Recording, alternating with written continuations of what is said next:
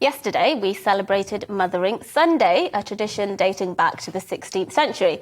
The day gives us a nice excuse to splurge a bit of cash on a nice roast dinner at the pub, like I did yesterday with my mum and my daughter. But just as I think International Women's Day, Black History Month and the rest of it are mostly just virtue signalling, I'm starting to think Mother's Day is too. Because do I think our system, our state, actually values mothers? No, I don't. Yes, we celebrated Mother's Day yesterday, but in just a few days, an inquiry into the biggest maternity scandal in British history is expected to be published. The 5-year landmark review into the Shrewsbury and Telford Hospital NHS Trust will conclude that 300 babies died avoidably or suffered brain damage over several years because of an unsafe culture and a lack of listening to mothers' concerns. But whilst unprecedented at that scale, failures in maternity care are not uncommon. Just at the end of last year, one of England's largest maternity hospitals had their rating downgraded to inadequate over safety fears. And this came just a few weeks after the NHS watchdog published damning findings of persistent weaknesses in maternity care.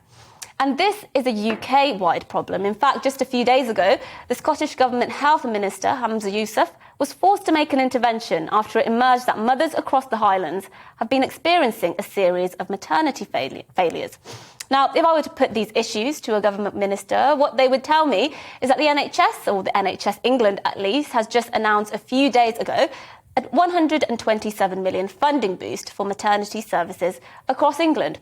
To which I would say, well, that's great, but that's equivalent to £217 for every baby born in England. How far will that really stretch in an organisation that, when it comes to swallowing cash, has the suction power of a top-of-the-range Dyson? It's not only budding or expectant mothers who should care about this, we all should. And why is that? Well, I won't state the obvious, that we all come from mothers or birthing people with cervixes, as some of the unhinged among us would say. The reality is, the overwhelming majority of us will, whether we like it or not, come face to face with the issue of maternity provisions at one point in our lives, whether that's because we become mothers ourselves or our partners do or loved ones. And it simply isn't good enough. Maternity care is a postcode lottery. Employment rights for mums are dire. Maternity allowance a pittance for many. And that's before you get to childcare. Marking Mothering Sunday yesterday, Suella Braverman, the Attorney General, said that too many employers are breaking maternity employment law. Braverman became last year the first ever cabinet minister to take maternity leave. But a law had to be rushed through Parliament so she could actually go on maternity leave without having to leave her job as a minister.